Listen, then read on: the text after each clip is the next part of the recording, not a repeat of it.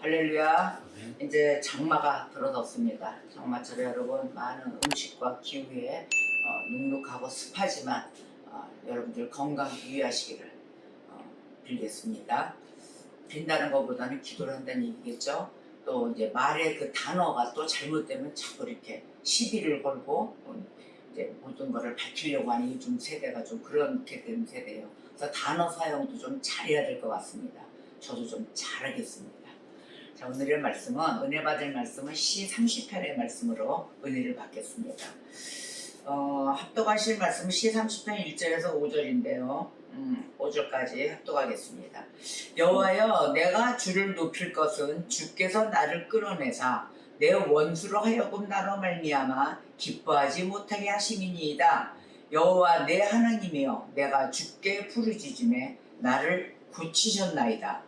여호와여, 주께서 내 영혼을 수월에서 끌어내어 나를 살리사 무덤으로 내려가지 아니하게 하셨나이다. 주의 성도들아, 여호와를 찬양하며 찬송하며 그의 거룩함을 기억하며 감사하라. 그의 노염은 잠깐이요 그의 은총은 평생이로다. 저녁에는 울음이 깃들지라도 아침에는 기쁨이 오리로다. 아멘. 아멘. 우리가 밤새 슬퍼도 아침에는 기쁨으로 다시 맞이하는 그 아침을 이야기합니다. 이 다윗이 인생 말년에 자신의 삶을 뒤돌아봅니다. 우리도 역시 그렇지 않습니까? 인생 말년이 되면 내가 어떻게 살아왔는가 이렇게 되돌아볼 것입니다. 자, 되돌아보는 가운데 자신을 보호해 주셨고 또 인도해 주신 그 하나님의 사랑, 또 그 하나님의 신실함을 깨우치고 노래합니다. 노래하고 감사하고 찬양한 그 시가 바로 시 30편이에요. 그래서 다윗은 남은 이 생애 동안에도 오로지 뭐예요? 하나님만을 경배하기로 다짐하고 있는 시입니다. 여러분, 자기 자신을 한번 뒤돌아보세요. 나는 어떻게 하고 있는가? 인생 말년에 와서 나는 오직 하나님만 경배하며 갈 것이야 라고 다짐하십니까? 저는 아까 막 빈들의 마른 풀같이 하고 찬양을 하는데 눈물이 활컥 쏟았어요. 그거 왜 그랬는가 봤더니 또 단비를 내려주소서 했는데 제가 키우던 강아지가 단비였었어요, 이름이. 근데 그 강아지를 제가 키울 수 없는 그 형편이 돼가지고 어느 사무실에 맡깁니다. 사무실에서는 주거 형태가 아니잖아요. 그리고 금방 찾아갈 줄 알았더니 찾아가지를 못했어요. 그래서 그 강아지는 결국은 길거리로 어디로 나서서 행적을 몰라요. 제가 죽었겠죠. 그런데 이제 세월이 벌써 몇십 년이 흘렀으니까요. 한 20-30년 전인 것 같아요. 근데 그 강아지가 확 스쳐가는 거예요. 그 강아지가 불쌍해서가 아니라 내 처지가 갑자기 돌아온 거예요. 그때는 한참 연단받고 오갈 데도 없고 저마저도 내 한 몸도 잠잘 곳이 없었던 시절이었습니다. 그래서 그 사무실도 겨우 맡겨놨는데 그때 사무실 한번 제가 만나러 갔었어요. 우리 강아지가 어떻게 있나. 그랬더니 막 헐쩍 자기 데리러 온 줄 알고 자기 주인이 자기 데리러 온 줄 알고 얘가 옆에서 탁 떨어지질 않는 거예요. 근데 그때 내가 앉았었던 그 모습이 담비야, 내가 너 못 데리고 가 이러면서 그 마음속에 어렸던 그 나의 그 모습이 보였던 것 같아요. 그 무대의 모습은 모든 걸 좀 다 해주고 싶었는데 그 못했던 그 나의 처지와 모든 환경이 와 스쳐 지나가면서 지금은 어떤가 봤더니 그 어려웠던 그 시절, 또 너무도 가슴이 아팠던 그 시절, 그때는 누가 나를 환영할 사람이 없었어요. 가족도 없었죠. 가족이 있다 하나 반겨줄 가족이 없었던 거죠. 그러고 난 다음에 혼자서 쓸쓸히 길바닥을 이렇게 다 걸어 다닐 때 그 모습이 흘리면서 지금은 어떤가 봤더니 그 모진 핍박과 그 어려운 환경 가운데 지금 서 있는 나를 보니 하나님의 보호하심, 그 하나님의 사랑, 그 하나님의 신실하심이 확 엄습해 오는 거죠. 하나님 감사합니다. 그 왕년에 그랬던 그 시절에는 너무 아파도 하나님 나 아파요.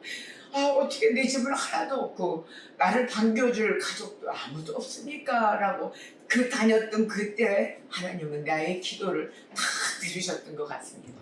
지금은 우렁차게 주님을 외치며 끝까지 나는 어느 그 무엇과도 바꿀 수 없는 예수를 경배하며 지금도 앞으로 살 날이 언제인지는 모르지만 사명을 다하는 그날까지 오직 예수님만, 하나님만을 경배하기로 마음을 먹었다는 것입니다.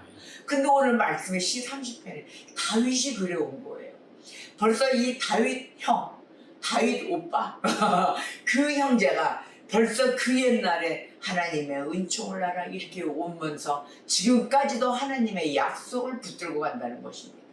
여러분 오늘 시30편의 말씀을 통하여 나의 그 지나왔던 인생을 한번 뒤돌아보면서 앞으로의 내가 인생을 어떻게 살 것인가 한번 계획성 있게 짜보시면서 하나님 앞에 진정한 고백을 해봐야 될 것입니다. 이 시편의 고백은 이 자체가 하나님 말씀입니다.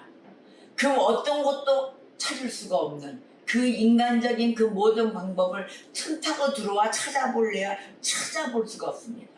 이 하나님의 말씀은 매우 함축적입니다. 함축적이고 너무너무 아름다운 운율이에요. 그래서 이 운율이 곱고도 아름답고 평화롭고 샬롬의 은혜가 가득 차고 그랬기 때문에 하나님의 그 노래로 만들어 작곡 하잖아요. 거기에 시는 되어 있으니까 작곡을 해서 우리가 여태까지 찬양을 하고 오는 것입니다. 그래서 시편의 말씀으로 찬양시가 많죠. 계속해서 찬양이 울려 퍼지고 그래서 우리가 삶이 험난해도 이 찬양에 읊혀진 그 찬양 시편을 읊으면서 찬양을 할 때는 모든 마음에 그 아픔이 싹 씻겨져 내려가는 것입니다. 찬양하세요. 찬송 가운데 우리의 마음을 만져주시는 그 하나님의 시편의 아름다운 운율이 있습니다. 그래서 우리가 삶의 험난한 삶을 살고 쉽지 않은 삶을 살았지만 하나님께서 우리를 세밀하게 인도해 주셨습니다. 그리고 인도해 주시고 계십니다. 그러시기 때문에 우리를 지켜주고 계시기 때문에 우리는 어려움 속에서도 그 하나님을 힘있게 매일 찬양할 수 있는 것입니다. 할렐루야. 아멘입니다. 그래서 다윗의 시의 특징에는 의인과 악인이 나와요. 꼭 대립을 하죠. 의인과 악인의 갈등에 대해서 많이 이야기합니다.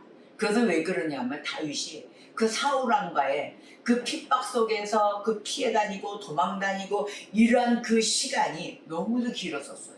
그 긴 시간 동안 그 사울과 대적들을 피해서 다니는 숱한 고난, 그 고난을 겪어가면서 내놓은 시편이기 때문입니다. 그래서 아주 그 다닐 때마다 절박한 마음으로 하나님 도와주세요. 하나님 억울합니다. 저주도 합니다. 그러나 그 저주를 해봤자 소용이 없다는 걸 깨달아요.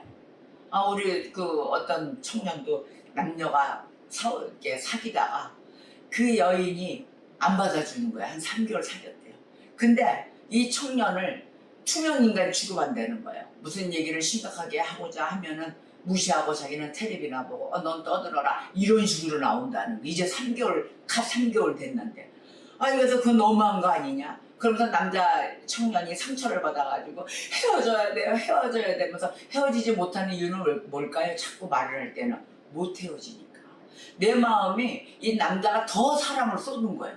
그래서 남자 청년이 사랑을 너무 쏟다 보니까 나 저주할 거예요 막 이러더라고요. 저주가 안 돼요. 자기는 저주하고 싶지만 못하기 때문에 입술로 나오는 거거든요. 개도 보세요. 진짜 무는 개는 이러고 있어요. 그러다가 한 번에 확 물잖아요. 근데 물지 못하는 개 보세요. 밤새 지저댑니다. 바로 그거와 똑같은 거예요. 사람은 한 번 마음을 먹으면 그냥 말없이 행합니다. 그런데 너무도 할 수가 없으니까 입으로라도 막 떠드는 거예요. 그런데 다윗이 하나님 앞에서 얼마나 떠들었겠어요. 도와주세요 하나님, 너무도 악해요. 저 사울이 그래도 나의 장인인데 왜 저렇게 나를 죽이려고 하고 그 대적들을 밤새 쉴 틈 없이 보내고 있습니다. 아버지 도와주세요. 그리고 싫어요. 저주합니다. 어떻게 저 나쁜 놈들은 안 죽을까요? 이런 얘기 안 했을까요? 했을 거예요. 그런데 다윗이 깨달은 건 뭐냐면 너무 억울한데도 마지막에는 억울하고 그 분노함을 그 내뱉는 것을 멈춥니다. 그것으로 끝나지 않았어. 애꿎게 하고 뱉은 게 아니었었어요. 왜 그러느냐? 하나님의 그 성분, 하나님의 그 성질 그 자체, 하나님의 그 역사하시는 섭리 그걸 알았기 때문입니다. 끝내 하나님 어떤 분이시냐? 자기 백성들을 놓지 않으시는 분이세요. 자기 백성이 아무리 잘못하고 해도 돌아오실 때까지 뭐하고 계실까요? 기다리시면서 자비를 베푸신다는 것입니다. 자비의 하나님이신 거예요. 그러니까 결국 다윗은 이러한 하나님이신 걸 알았기 때문에 항상 하나님 앞에 마지막에는 나는 억울함이 이렇고 나의 분노함 이런 건 다 이렇지만 그러나 하나님 간구합니다. 항상 감사해 주시고 나를 보호해 주시고 그들도 축복해 주시옵소서 하면서 매일의 감사와 찬양과 영광을 올리면서 마무리를 했다는 것입니다. 이게 다윗의 일생이었었어요. 자, 시 30편 오늘 본문장이죠. 10절에서 12절에 이렇게 얘기합니다. 여호와여 들으시고 내게 은혜를 베푸소서. 여호와여 나를 돕는 자가 되소서 하였나이다. 주께서 나의 슬픔이 변하여 내게 춤이 되게 하시며 나의 베옷을 벗기고 기쁨으로 띄우셨나이다. 이는 잠잠하지 아니하고 내 영광으로 주를 찬송하게 하심이니 여호와 나의 하나님이여 내가 주께 영원히 감사하리이다. 아멘. 주님이 결국은 자기의 모든 아픔을 걷어가신다는 걸 알았어요. 깨닫고 주님 나를 이 슬픔에서 기쁨으로 띄우셨나이다. 결국은 그 슬픔 이 또한 모든 것이 지나가리라. 그 아픔을 그렇게 말씀으로 끌어안아 주시면서 끌어왔다는 것입니다. 이 하나님은 그때와 오늘이나 또 앞으로나 동일하신 분이십니다. 우리가 이 하나님을 붙들어야지 누구를 붙드시겠습니까? 그래서 우리가 힘들고 어려울 때 시편을 통해서 그 하나님의 공의가 이 땅에 펼쳐지는 것을 보아야 될 것이며 하나님의 백성을 향한 그 은혜를 바라보시고 믿고 따르고 또 긍휼이 계속 선포되고 있다는 것을 우리도 같이 전달해야 될 것입니다. 여러분이 삶을 살면서 우리가 살아가는 그 인생 가운데 나만의 뜻대로 되는 삶이 있었습니까? 한번 생각을 해보십시오. 내 뜻대로 다 살아가. 아마 나는 다 내 뜻대로 안 된 게 없어. 이런 사람이 있으면 손들고 진짜 나아봤어요. 제 생각에는 하나도 없었을 것 같아요. 왜냐면 그런 시절도 있지만 올라갔으면 또 내려가는 내리막이 있고 오르막이 있고 아마 이런 굴곡적인 삶을 다 모두가 살아왔을 거라고 봅니다. 그럴 때마다 그 힘들 때 만난 하나님 앞에 나아갔을 때 어떻게 말씀하시던가요? 저는 하나님 저를 어떻게 쓰시려고 이렇게 다 올라다 거지로 만드시고 아무도 없고 나 혼자 이렇게 덜컹 앉아 놓으셨습니까 하나님. 그리고 모든 죄를 다 훤히 다 이렇게 열어놓으시고 열거해 놓으시고 나의 모든 망신 그냥 딱 서서 다 벗겨놓으셨어요. 그다음 망신 창피함 모든 죄를 다 드러내신 우리 하나님. 그때마다 어땠을까요? 뻔뻔했을까요? 창피하잖아요. 지금도 어쩌면 저를 옛날에 그 모습과 모든 것을 다 손가락질하는 그런 분들도 계실 거예요. 그러나 저는 어떻습니까? 하나님 창피해요, 부끄러워요. 이것이 아니라 오히려 그 벗겨질 때마다 그 시원함이 있었어요. 그런데도 들리는 그 찬양 가운데 은혜 받은 찬양이 하나 있었어요. 아버지 나를 도와주시고 나를 더 이상 쓰러지지 않고 좀 이렇게 세워주시고 아니면 저를 좀 데려가 주세요. 이렇게 한 적이 많아요. 허건 날에서 뒤돌아보니까. 근데 그럴 때마다 이런 찬양이 나오더라고요. 힘들고 지쳐 낭망하고 넘어져 이런 찬양 아시죠? 일어날 힘 전혀 없을 때 그때 조용히 다가와 손잡아 주시며 나에게 말씀하시는 우리 주님이 계셨다는 것입니다. 저는 이 주님이 아니었으면 일어나지 못했을 거예요. 낭망하고 힘들어 지쳐 쓰러지고 오갈 데 없는 그 모든 비바람 다 맞고 축축한데도 누구 하나 말려줄 사람이 없었어요. 그럴 때 내가 내 자신에게 실망하고 있을 때 내 자신이 연약해서 고통 속에 그 눈물 흘리고 있을 때 그때 못 잡은 난 그 손길로 내 눈을 닦아주신 그 주님이 계셨습니다. 그리고 나에게 말씀하십니다. 너는 내 아들이라, 너는 내 딸이라. 오늘날 내가 너를 낳았도다. 근데 그 주님이 어떻게 낳으셨습니까? 너는 내 아들이라, 너는 내 딸이라 부르시신데 그 못자국 난 손자국이 어떻게나 못자고 계십니까? 내가 너는 내 아들이고 내 딸이고 오늘날 내가 너를 낳았는데 내 사랑하는 내 아들 딸이라. 근데 언제나 변함없이 너는 내 자녀인지라 라고 이야기하십니다. 내 자녀라. 나는 십자가에서 너를 낳았도다 그러시고, 십자가 그 고통 아래서 그 해달하는 그 아픔, 그 고통으로 내가 너를 낳았으니 너는 내 아들 딸이니라. 아버지 맞습니까? 아버지 감사합니다. 나를 딸로 삼아 주셨습니까? 아버지 나를 아들로 삼아 주셨습니까? 그랬더니 오늘도 찬양이 쉬지 않고 나옵니다. 너는 내 사랑하는 아들 딸이라. 이 하나님의 약속 아래 여러분 진실로 믿으십니까? 저는 이 사랑 없이는 살아갈 수가 없는 그런 딸이 되었습니다. 그 무엇과도 바꿀 수 없는 우리 아버지이십니다. 우리 살아계신 이 아버지가 계시기에 지금 이 험난한 이 땅, 지금 이 무너져가는 이 세상에서도 버틸 수가 있는 것입니다. 아버지 뭘로 버틸까요? 사명 감당케 하여 주시옵소서. 그 저 천국의 주님한테 가는 그날까지 하나님이 주시는 그 사명 감당하여 주님을 기쁘게 하는 도구가 되게 하여 주시옵소서 라고 지금도 기도하고 있습니다. 우리가 붙잡아야 하는 이 하나님의 약속을 믿고 붙으십니까? 이 하나님은 개개인마다 계획이 있으십니다. 나를 어떻게 사용하실 것인가? 이 땅에서의 하나님의 모든 계획 아래 그곳에 입수하셔서 여러분 모든 책임, 모든 사명 감당하는 그런 주님의 기쁨이 도구가 되시기를 주님으로 축복합니다. 자, 고린도후서 1장 20절에 이렇게 이야기하셨어요. 하나님의 약속은 얼마든지 그리스도 안에서 예스라는 얘기야. 예가 되니 그런즉 그로 말미암아 우리가 아멘하며 하나님께 영광을 돌리게 되느니라. 아멘입니다. 자, 그리스도께서 예만 하셨어요. 또 예만 되셨고요. 그래서 예수맨 그러잖아요. 예수맨입니다. 노맨이 아니셨어요. 예만 되셨고 또 그의 모든 가르침이 확실하고 한결같았잖아요. 그 한결같았던 것과 마찬가지로 하나님의 모든 약속도 예입니다.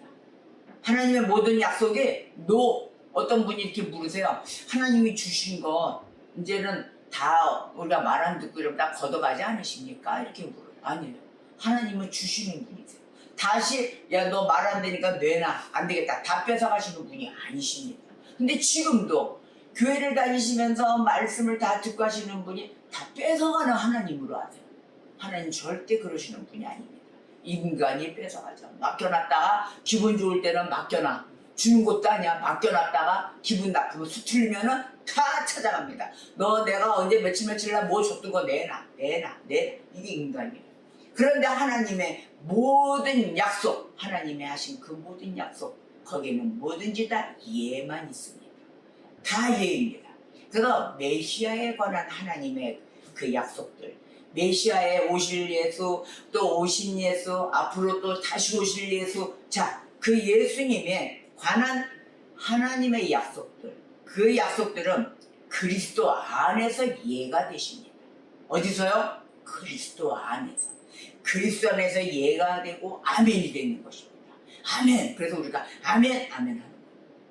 하나님이 믿는 자들에게 주신 그 은혜, 그의 모든 약속들을 다 이루어 주실 줄 믿습니까? 아멘입니다. 바로 이것이에요. 그런데 우리가 어떻게 하나님의 약속들이 우리에 의해서 그리스도 안에서 예와 아멘이 됩니까? 이렇게 물 수 있잖아요. 어떻게 되죠? 우리들 안에서? 그것도 그리스도 안에서 이루어진 그 하나님의 약속들, 그게 어떻게 되는 거예요? 했더니 답이 있어요. 답이 뭐냐면 복음 사역자들이 있지 않습니까? 이 복음 사역자들이 그리스도 안에서 이루어진 그 하나님의 약속들을 사람들에게 전합니다. 그래서 복음을 전달하잖아요. 사람들에게 전하고 전하고 들은 자들, 들은 사람들 가운데서 실제로 실현되게 하는 것이죠. 구원의 역사가 나타나게 하는 그러한 역사인 것입니다. 그래서 그것을 심부름하는 그리스도의 일꾼들이기 때문이에요. 그래서 예와 아멘으로 이루어집니다. 자, 이 약속들은 지금 뭐냐면 아버지 하나님으로부터 오세요.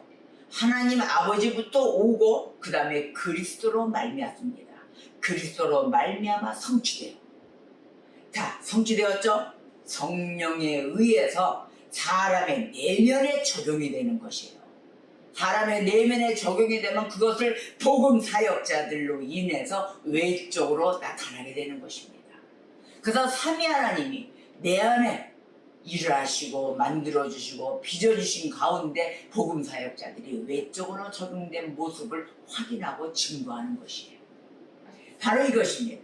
사도행전 2장 39절에 이 약속은 너희와 너희 자녀와 모든 먼데 사람 곧 주 우리 하나님이 얼마든지 부르시는 자들에게 하신 것이다. 아멘입니다. 먼데 있던 하나님이 부르시는 자 최고예요. 다 하신 것이에요. 그분. 그러니까 하나님의 콜링이죠. 하나님의 선택인 것입니다.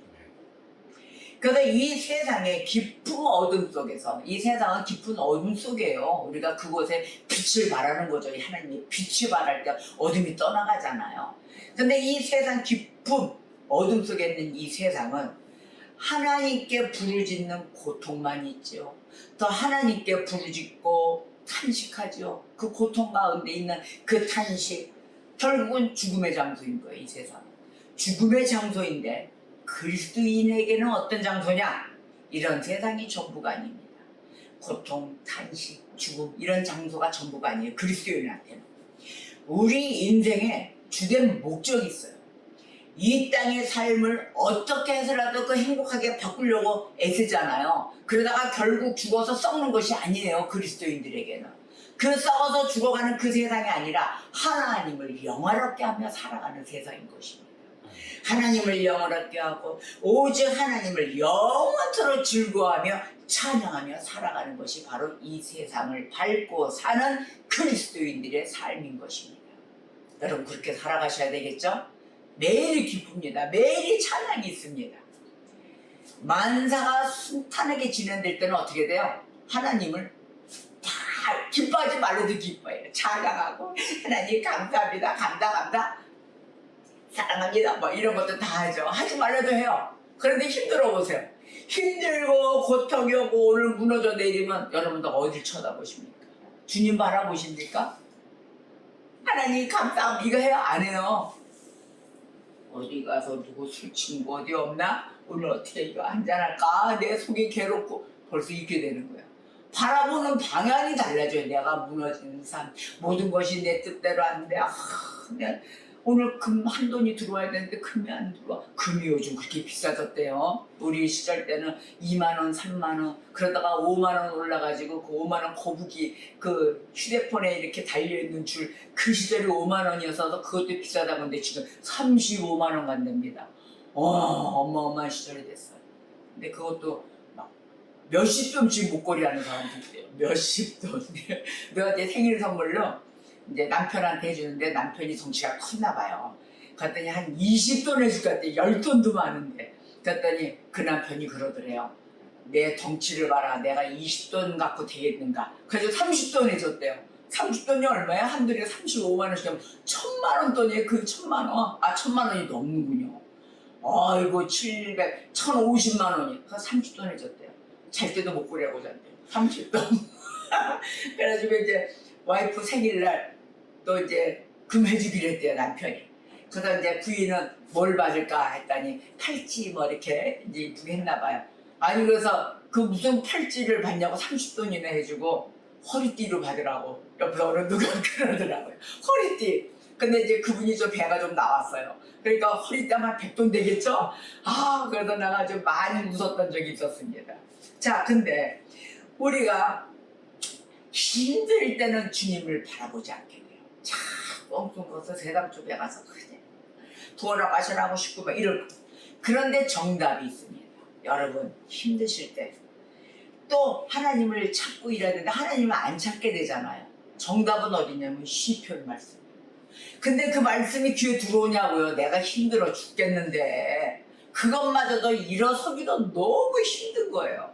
너무 더 무너져 내릴 땐 아무런 기력이 없고 멍 이렇게 됩니다. 영혼이 다 털렸어. 털려서 일어날 기력이 없는 거예요. 여러분 그래도 힘내십시오. 여러분이 기력을 잃고 잘못돼서 나 못 일어나 이런 시간이 오래 가잖아요. 그러면 우울증, 조울증 심하게 옵니다. 그러나 하나님의 말씀은 어떻게 해서든지 내가 기운 없고 기도할 힘은 없고 하지만 난 그냥 들을 거야. 듣기만이라도 하세요. 그냥 찬양을 틀어놓으시고 그냥 들으세요. 멍 때리라도 어디로 멍을 때린다? 찬양으로 멍 때린다. 자, 말씀을 들어보세요. 창세기 17장 7절과 13절에 이렇게 이야기하십니다. 내가 내 언약을 나와 너와 너의 대대 후손의 사이에 세워서 영원한 언약을 삼고 너와 너의 후손의 하나님이 되리라. 아니 내가 이렇게 힘들고 지쳐있는데 일어날 기운이 없는데 내가 너의 하나님이 되리라 이러시는 거예요. 여러분 인간에게 배신받고 상처받고 왜 쓰러지고 계십니까? 너의 하나님 최고의 왕이신 최고의 신이신 유일신이신 하나님이 나와 함께하리라 하신다는데 여러분 그 하나님을 붙드셔야 됩니다. 벌떡 일어나세요. 너희 집에서 난 자든지 너의 돈으로 산 자든지 할례를 받아야 하리라 이러십니다. 이에 내 언약이 너희 삶에 있어 살에 있어 영원한 언약이 되려니와 너의 몸 그 자체에 있어도 영원한 언약이 되려 하신답니다. 이게 하나님의 약속입니다. 그래서 우리가 힘들지만 살아야 되지 않겠습니까? 자살해서는 절대 안 되는 것이고 마지막 단계까지 가서는 안 되는 거예요. 그 힘이 있으면 살으셔야 되는 거예요. 이렇게 하나님의 약속이 대단하십니다. 이 약속 앞에 약속을 붙들고 일어나십시오. 약속을 꼭꼭 붙으시다. 우리 모두가 이게 놓쳐서는 안 되는 거예요. 사도행전 13장 23절에 하나님이 약속하신 대로 이 사람의 씨에서 이스라엘을 위하여 구주를 세우셨으니 곧 예수라. 디도서 1장 2절 영생의 소망을 인함이라. 이 영생은 거짓이 없으신 하나님이 영원한 때 전부터 약속하신 것이라. 자, 영생의 소망을 인함이라. 이 영생이 거짓이 없다 그랬어요. 거짓이 없는 것이에요, 여러분. 여러분이 믿지를 못하고 순간 의심이 가고 이러기 때문에 주의 약속을 붙들지 못하는 것입니다. 하나님이 나에 대한 계획이 있다 없다? 있습니다. 하나님이 나를 아름답고 성원한 하나님의 사랑과 하나님의 신실하심으로 나를 이끌어 주실 것입니다. 하나님 나를 도와주세요. 나를 도와주시옵소서. 지금 이 순간을 위해 태어난 것 같지만 우리는 그것이 아닙니다. 이 순간이 아니에요. 저 미래 소망이 있습니다. 저 미래 소망이 있고 내면에 우리가 가장 깊은 감정이 있잖아요. 여러분 이것을 풀어 헤치세요. 이걸 감추고 있지 마세요. 다 끄집어내고 하나님 앞에 솔직하게 표현할 때 하나님의 약속으로 인하여 그 소망과 기쁨의 모든 실마리를 찾을 수 있는 것입니다. 여러분이 이 내면에 조금이라도 감춰놓는 것이 있다면 여러분에게는 기쁨이 없어져요. 기쁨이 없어요. 하나님의 사랑, 그 하나님께서 주시는 그 소망, 그 기쁨을 차지하며 우리가 그것을 꼴을 먹어가며 살아가야 되는 백성이 모든 걸 감추고 조금이라도 하나 감춰놓고 있기 때문에 그 기쁨을 찾지 못한다는 것입니다. 오늘의 본문 말씀 시 30편 2절에 3절 여호와 내 하나님이여 내가 주께 부르짖음에 나를 고치셨나이다. 내가 주께 모든 걸 부르짖었더니 나를 고치셨다고 하지 않습니까? 고침받으세요 여러분. 인간이 어떤 말을 하나님의 복음의 사역자가 가서 말씀을 던져도 듣지 않는 여러분들인데 누구 말을 듣겠습니까? 오직 하나님 한 분이었어요. 하나님께서 고쳐주셔야 되는 것이에요. 여호와여 주께서 내 영혼을 수월에서 끌어내어 나를 살리사 무덤으로 내려가지 아니하게 하셨나이다. 여러분을 지옥불에서 건져내어 주시는 이 하나님 대단하지 않습니까? 무슨 허튼 곳에 큰 덩어리에 마음을 두고 인간에게 마음을 두고 인간에게 잘 보이려고 하고 누구를 기쁘시게 하시겠습니까? 하나님을 기쁘시게 하십시오. 4, 5절에 이렇게 얘기하십니다. 주의 성도들아 여호와를 찬송하며 그의 거룩함을 기억하며 감사하라. 감사하십시오. 그의 노여움은 잠깐이요 그의 은총은 평생이로다. 저녁에는 울음이 깃들지라도 아침에는 기쁨이 오리로다. 아멘. 나를 돕는 자가 되시는 우리 주 하나님의 은혜에 매일 감사하시며 내 슬픔이 변하여 매일의 춤이 되게 하시는 우리 하나님, 그 하나님을 믿고 나의 죄를 씻어주시는 그 하나님, 그 하나님 앞에 감사하며 또한 기쁨으로 옷 입혀주시는 그 하나님을 영원히 감사하며 찬양하는 한 주가 되시기를 축복합니다. 기도하시겠습니다.